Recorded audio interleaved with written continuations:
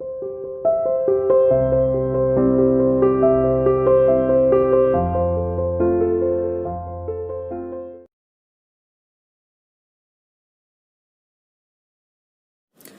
Morning student, welcome to CR international school online classes. बच्चों, हम पढ़ रहे थे रीडर सेक्शन का आपका पाठ पहलवान की ढोलक। इसकी 3-4 वीडियो आपकी जा चुकी हैं और आगे की जो स्टोरी है वो आज इस वीडियो में मिलेगी आपको। तो पिछली वीडियो में हमने क्या पढ़ा उस पर थोड़ी सी एक बार चर्चा करते हैं। हमने पढ़ लिया था कि लुटन सिंह पहलवान ने काफ़ी नामी जो काले खां था या चांद सिंह जैसे पहलवान थे उनको हराया और वो राज दरबार में एक राज पहलवान बन चुका था।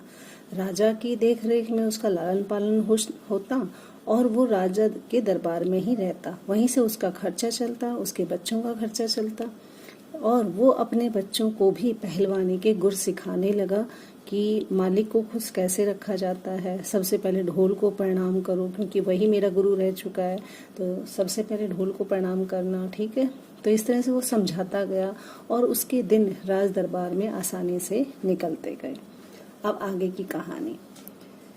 किंतु उसकी शिक्षा दीक्षा सब किए कराए पर एक दिन पानी फिर गए। यानी जो उसने अपने बच्चों को शिक्षा दी थी कि मालिक को हमेशा खुश रखना, अर्थात राजा को, क्योंकि तुम ही आने वाले भावी पहलवान हो, भविष्य में तुम ही राज दरबार के पहलवान रहोगे। कहते ये सारे किराए कराए पर एक दिन पानी फिर गए, यानी सारी मेहनत बेकार हो गई। कैसे हो गई? वृद्ध राजा स्वर्ग से धार गए, यानी कि जो राजा था वो एक्सपायर हो गया। भाई जिसकी छत्र छाया में, जिसकी स्नेह दृष्टि में पहलवान लुटन सिंह पहलवान का लालन पालन होता था, उसका पूरे परिवार का गुजारा वहीं से होता था। कहते एक दिन महाराज के गुजर जाने के बाद वो सारी क्या है चीजें खत्म हो गई। अब जब नए राजकुमार ने विलायत से आते ही, यानी विदेश से जब नया राजकुमार आया, अर्थात राजा का जब बेटा आया, नया राजकुमार बना, तो विलायत से आते ही उसने राज्य को अपने हाथ में ले लिया। यानी कि जो भी काम नियम कानून थे उन्हें सब अपने हाथ में ले लिया कि भाई जैसा मैं कहूँगा वैसे ही होगा। तो क्या किया?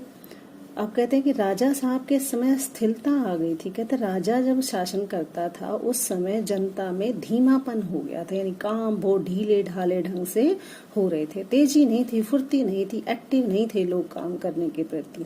लेकिन राजकुमार के आते ही दूर हो गई। यानी जैसे ही राजकुमार आए तो नए राजकुमार ने तुरंत फौरन सब कुछ देख रेख अपने हाथों में लिया, तो सारे जो अधिकारी कर्मचारी थे सब समय पर काम करने लगे। बहुत से परिवर्तन भी हुए, यानी कि कुछ नए चेंज भी हुए। ये नया राजा बनेगा तो क्या होगा, नए चेंज होंगे। उन्हीं परिवर्तनों की चपेट घात में, कहते जो नियम परिवर्तन हो रहे थे उनकी चपेट में पहलवान लुटन सिंह भी आ गया, अर्थात उसका भी वहां से सफाया कर दिया गया। दंगल का स्थान घोड़ों की रेस ने ले लिया, यानी कि पहलवान को हटा दिया गया क्योंकि नए राजा ने कहा कि अब दंगल नहीं होगा, अर्थात अब दंगल का कंपटीशन नहीं हो सकता, अब तो घोड़ों की रेस होगी। अर्थात ये तो पुराना जमाना है, दंगल तो पुराने जमाने में होता था, अब तो नया जमाना आ गया, भारत बदल रहा है, तो अब घोड़ों की रेस होनी चाहिए। उसने घोड़ों की रेस का कंपटीशन शुरू कर दिया और दंगल का कंपटीशन खत्म कर दिया। दंगल का कंपटीशन खत्म होने के बाद पहलवान का भी सब कुछ तहस नहस हो गया। पहलवान और उसके दोनों भावी पहलवानों का दैनिक भोजन व्यय सुनते ही राजकुमार ने उससे कहा टेरिबल, यानी कि तुम दोनों, मतलब तुम्हारे दोनों बेटे और तुम। पूछा गया उससे, मतलब जो कर्मचारी थे अधिकारी से, उनसे पूछा गया भाई इनका दिन का खर्चा कितना होता है खाने पीने का। तो जैसे ही उन्होंने हिसाब किताब लगा के बताया तो राजकुमार ने सुना तुम टेरिबल हो। एक नए मैनेजर जो बना था उसने कहा साहब टेरिबल नहीं, ये तो हॉरिबल है। पहलवान को साफ जवाब मिल गया, यानी कि अब उसका गुजारा यहाँ पर नहीं हो सकता, राज दरबार में उसकी आवश्यकता नहीं है क्योंकि पहलवानी तो खत्म हो चुकी है। उसको गिड़गिड़ाने का मौका भी नहीं दिया गया, यानी कोई सफाई उसकी नहीं सुनी गई। तो इस तरह से नए राजकुमार के आने के बाद जो लोटन सिंह पहलवान है उसे दरबार भी छोड़ना पड़ा। दरबार छोड़ना पड़ा तो उसका खाने पीने की व्यवस्था भी बंद हो गई, क्योंकि जो वो सारी व्यवस्था किससे चलती थी, राजा के दरबार से, और राजा के खर्च पर चलती थी, राजा के हुक्म पर चलती थी। अब राजा एक्सपायर हो गया तो राजकुमार ने ये सारी परमिशन नहीं दी, इसलिए उसे राज दरबार से निकाल दिया गया। राज दरबार से निकाल दिया गया, गिड़गिड़ाने का उसे मौका भी नहीं मिला। उसी दिन वह ढोलक गले में लटकाकर, कौन, लुट्टन सिंह पहलवान गले में ढोलक लटकाकर अपने दोनों पुत्रों के साथ अपने गांव लौट आया और वहीं पर रहने लगा। गांव के एक किनारे पर गांव वालों ने उसे एक झोंपड़ी बांध दी। क्यों? क्योंकि उसे तो कुछ ऐसा आता नहीं था कुश्ती के अलावा, इसलिए गांव वालों ने उसे एक झोंपड़ी बांध कर दे दी। वहीं रहकर वह गांव के जो नए बच्चे थे, नौजवान थे, उनको और जो पशु चराने वालों के जो बच्चे थे उनको वो कुश्ती सिखाने लगा। खाने पीने की खर्चा गांव वालों की ओर से बंधा हुआ था, यानी गांव वाले बोले ठीक है भाई, हम रोज एक घर से तेरे को भोजन दे दिया करेंगे, या तेरे रहने का और खाने पीने का खर्चा हम खुद उठाएंगे, तू हमारे बच्चों को कुश्ती सिखा दिया कर, ठीक है। सुबह शाम वह ढोल बजाकर अपने शिष्यों को, जो अखाड़े में आते थे, उन शिष्यों को और अपने पुत्रों को दाव पेच वगैरह सिखा दिया करता। इस तरह से जो लोटन सिंह पहलवान है वो अपना समय बिताने लगा। गांव के किसान और खेतीहर मजदूर के बच्चे, यानी कि गांव में किसान के बच्चे हों या खेती बाड़ी या मजदूर के बच्चे हों, वे भला क्या खाकर कुश्ती सीखेंगे। यानी किसान के जो बेटा बेटी होते हैं वो तो सारे दिन मेहनत कर करके परेशान हो जाते हैं, और मजदूर के बच्चे कभी पहलवान देखें, यानी उन्हें भोजन ही ढंग से नहीं मिलता। कहते क्या खाकर कुश्ती सीखेंगे। धीरे धीरे पहलवान का स्कूल खाली होने लगा, अर्थात उनसे पहलवानी नहीं होती थी, इसलिए आज एक बच्चे ने छोड़ दिया, कल दूसरा नहीं आया, कल अगले दिन चौथा नहीं आया, इस तरह से धीरे धीरे अखाड़ा खाली हो गया। अंत में अपने दोनों पुत्रों को ही वह ढोल बजा बजा कर लड़ाता रहा और सिखाता रहा। यानी फिर भी अखाड़े में कौन बच गए, सिर्फ उसके दोनों बच्चे। वह अपने दोनों बच्चों को ढोल बजा बजा कर अपनी कुश्ती सिखाता रहा, उसके गुर सिखाता रहा। दोनों लड़के दिन भर मजदूरी करके जो कुछ भी लाते उसी में गुजर बसर होती। यानी दिन में सुबह शाम वो अखाड़ा में सिखाता और दिन में दोनों लड़के मजदूरी करते, जो मिलता उसी में अपना गुजारा कर लेते। एक बार गांव पर वज्रपात हुआ, यानी कि गांव में भयानक आपदा आई, मुसीबत आई।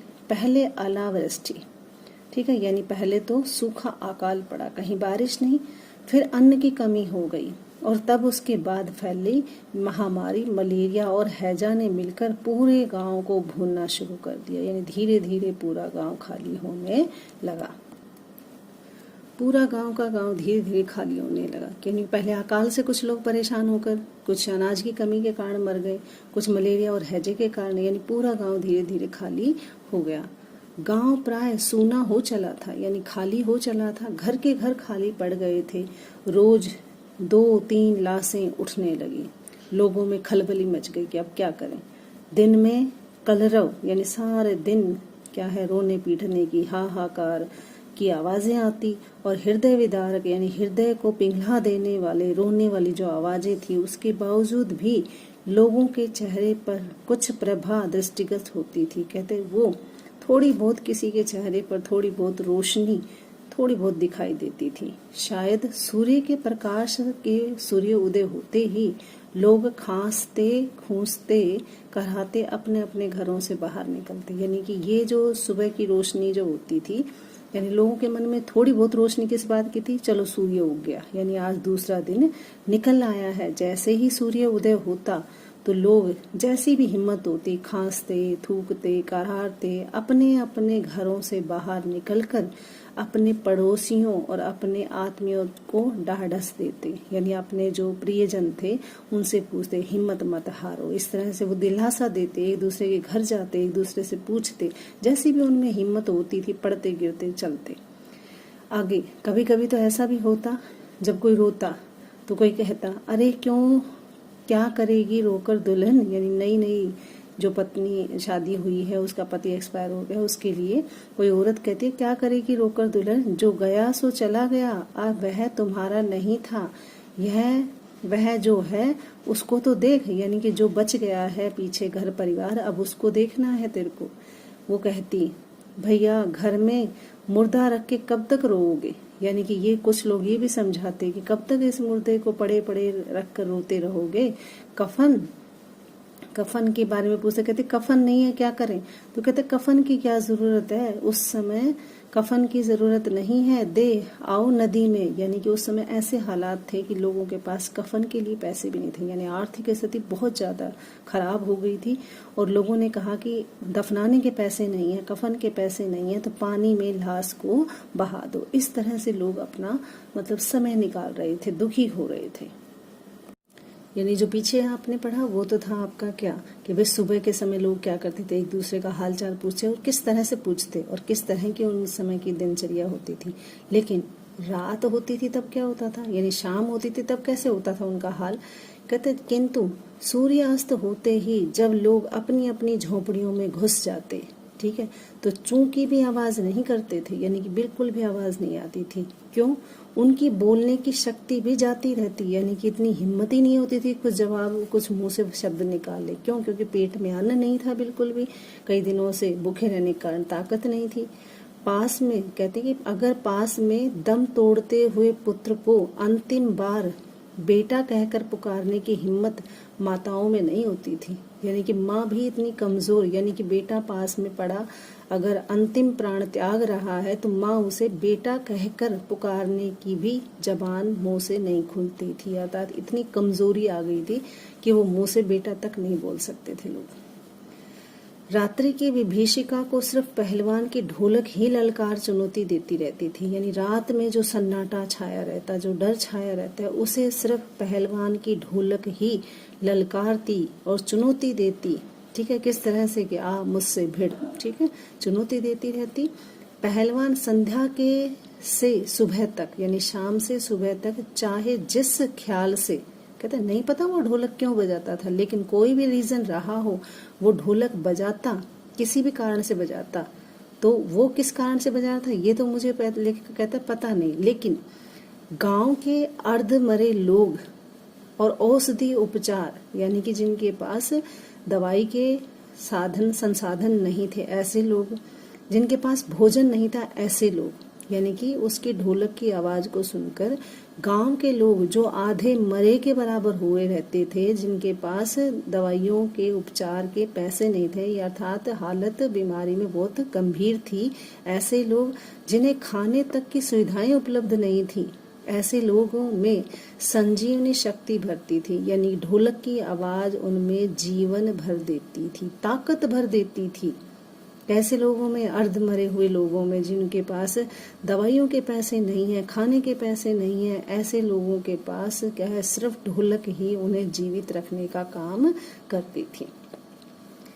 बच्चे हो, बूढ़े हो, जवान हो, शक्तिहीन आंखों के आगे, यानी कि बच्चों की, बड़ों की, जवान की, किसी की भी अगर उन्हें ढोल की आवाज सुनाई देती तो भले ही उन्हें आंखों से ना दिखता हो, लेकिन उनकी आंखों के सामने दंगल का दृश्य नाचने लगता, ऐसा लगता जैसे ढोल बज रहा है और कुश्ती हो रही होगी कहीं पर, सारा दृश्य उनकी आंखों में सपने की तरह आ जाता।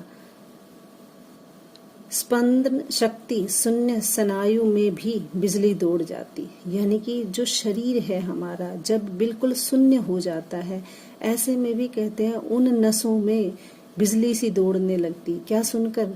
ढोल की आवाज को सुनकर उनके शरीर में, मृत शरीर में, शून्य शरीर में भी क्या है, बिजली सा करंट दौड़ने लगता। कोई की किसी की आंखों के सामने दंगल का दृश्य आ जाता और तो किसी की क्या है, रगों में खून दौड़ने लगता। ढोलक की आवाज को सुनकर उत्तेजना आ जाती, जोश आ जाता।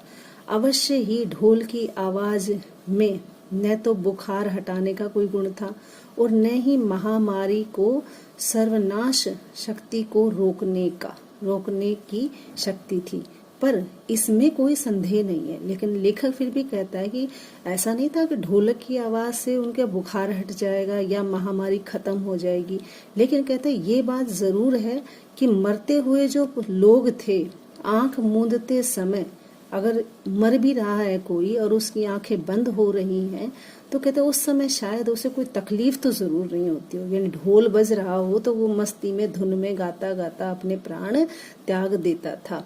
मृत्यु से उसे डर नहीं लगता था, वरना क्या है, ढोल ना बजता तो शायद ऐसा है कि वो हो सकता है उसे मौत से डर लगे, लेकिन ढोल बज रहा हो और वो आनंद में अपनी आंखें बंद किए अगर प्राण त्याग देता था तो उसे मौत से डर नहीं लगता था। इस तरह से जो ढोल की जो आवाज है वो लोगों में उत्तेजना, उनमें जोश और उमंग का काम करती थी और लोगों के एक जीने की प्रेरणा देती थी। ठीक है, लोगों को मतलब मरते समय डर नहीं लगता था जब ढोल की जब आवाज सुनते थे, वे निडर होकर मरते थे।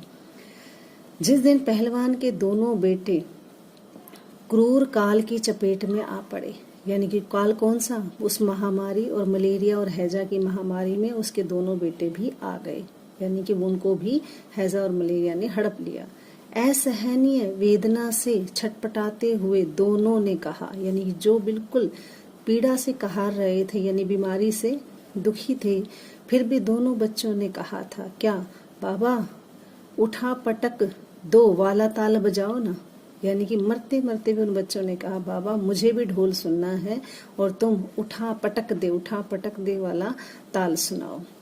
छटाक चटदा, यानी सारी रात ढोल पीटता रहा पहलवान और बीच बीच में पहलवानों की भाषा में उत्साहित भी करता रहा, मारो बहादुर कि इस बीमारी को मारो। लेकिन प्रातःकाल उसने देखा कि उसके दोनों बच्चे जमीन पर निस्पंद पड़े हैं, अर्थात निश्चेत पड़े हैं, होश नहीं है उनको। दोनों पेट के बल पड़े हुए थे, अर्थात पीठ के बल नहीं थे, पेट के बल। दोनों ने दांत से मिट्टी खोद रखी थी, क्योंकि पहलवान जो होता है ना तो मतलब लड़ तो वो तब भी रहे थे। एक लंबी सांस लेकर पहलवान ने मुस्कुराने की चेष्टा की। दोनों बहादुर गिर पड़े, लेकिन उसने कहा कि मेरे दोनों बहादुर क्या है, बहुत अच्छे थे, लेकिन क्या करूं, महामारी ने उनको भी अपनी चपेट में ले लिया, अर्थात उसके जो दोनों बेटे थे वो भी एक्सपायर हो गए। उस दिन पहलवान ने राजा श्याम नंद की दी हुई रेशमी जंघिया पहन ली थी। जिस दिन उसके दोनों बेटे मरे तो उसका दिल इतना तड़फ रहा था अपने बच्चों के लिए कि मेरे बेटे भी चले गए, कितनी कोशिश करने के बावजूद भी। तो उसको मतलब जो उसके मन में जो इच्छा थी, अर्थात जो दुख था, उसको उसने कैसे प्रकट किया। देखिए यहाँ पर कहते उस दिन अपने बेटों के जाने के बाद उसने उस दिन राजा के द्वारा जो रेशम की लाल जो जंघिया दी थी, ठीक है, लंगोट जो दिया था वो पहन लिया और सारे शरीर पर मिट्टी मलकर थोड़ी सी कसरत की। फिर दोनों पुत्रों को कंधे पर लादकर हौसला बढ़ाकर नदी में बहा आया।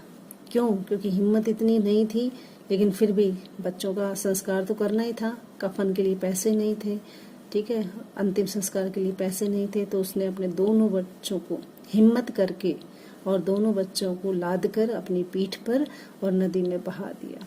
लोगों ने जब ये सुना कि पहलवान ने किसी का साथ नहीं लिया, हिम्मत देखो उस बंदे की कि जो सारी रात ढोल बजाकर जो दूसरों को हिम्मत देता है, आज वो भी मतलब दोनों बेटों के जाने के बाद भी उसने हिम्मत नहीं हारी और वैसी लंगोट में पहनकर मिट्टी को मलकर उसी पहलवानी रूप में उसने अपने बच्चों को कंधे पर लादकर नदी में बहाया। जब लोगों ने उसकी बहादुरी को सुना तो दंग रह गए। कितनों की हिम्मत टूट गई। हिम्मत इसलिए टूट गई क्योंकि जब लुट्टन सिंह पहलवान जैसा व्यक्ति टूट चुका है तो हमारी तो क्या औकात है। कहता अब शायद ढोल पहलवान नहीं बजाएगा। क्यों? क्योंकि उसके दोनों बेटे तो जा चुके हैं, तो हो सकता है वो बहुत परेशान हो और अब वो आगे से ढोल बजाना बंद कर दे।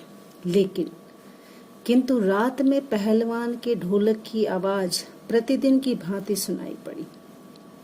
सुबह ही उसने अपने बेटों का अंतिम संस्कार किया है और ऐसी दुखद घड़ी में भी, यानी कि खुद दुखी था वो, लेकिन उसके बावजूद भी उसने ढोल बजाना बंद नहीं किया। हालांकि लोग सोच रहे थे कि शायद उसके दोनों बेटे मर गए, अब वो ढोल बजाना बंद कर देगा, ठीक है, अभी वो हिम्मत लोगों को नहीं देगा, लेकिन फिर भी उसने दूसरे दिन क्या है, वही शाम को उसने फिर से वही ढोल बजाना शुरू किया। प्रतिदिन की भांति वही आवाज सुनाई पड़ी। लोगों में हिम्मत दुगनी बढ़ गई। दुगनी क्यों?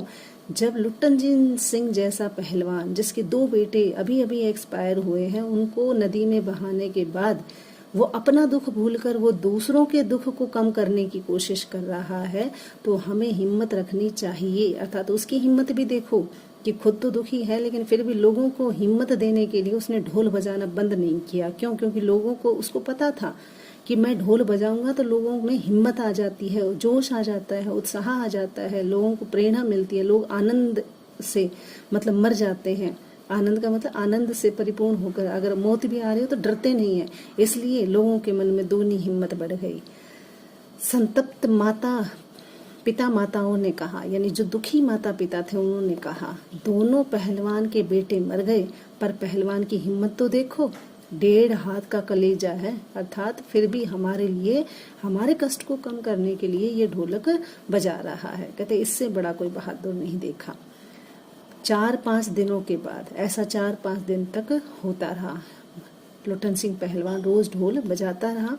एक रात को ढोलक की आवाज सुनाई नहीं पड़ी, यानी कि ऐसा नहीं था उसके बेटे के जाने के बाद उसने बंद किया था, वो तो बजा रहा था, लेकिन 4-5 दिन तो उसने लगातार बजाया।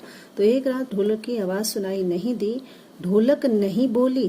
पहलवान के कुछ दिलेर, कुछ रुग्ण शिष्यों ने, यानी कि जो हिम्मत करके ऐसे शिष्य जो ने देखा कि प्रातःकाल जाकर वहां पर देखा जहां पर लुट्टन सिंह पहलवान रहता था, लुट्टन सिंह पहलवान की लाश जो है वो चित पड़ी हुई थी, अर्थात मुंह के बल वो धरती पर पड़ा हुआ था।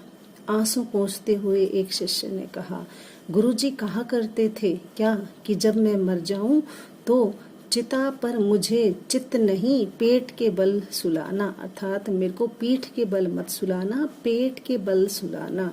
क्यों सुलाना?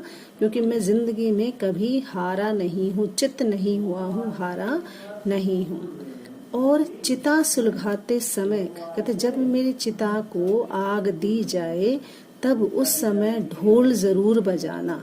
ठीक है, ऐसा कह के उसका शिष्य बेचारा रोने लगा और आगे बेचारा कुछ भी नहीं बोल पाया। अर्थात सभी ने जो है लुट्टन सिंह पहलवान की बहादुरी को देखते हुए ये सारी बातें कही। इस तरह से जो आपका ये पाठ है ये खत्म हो गया है और बहुत ही प्रेरणादायक है कि किसी भी मुसीबत की घड़ी में आप जब टूटते हैं तो दूसरे लोग भी टूटते हैं, और दूसरे टूटते हुए लोगों को अगर आप हिम्मत देते हैं तो वास्तव में आप बहुत बहादुर हैं।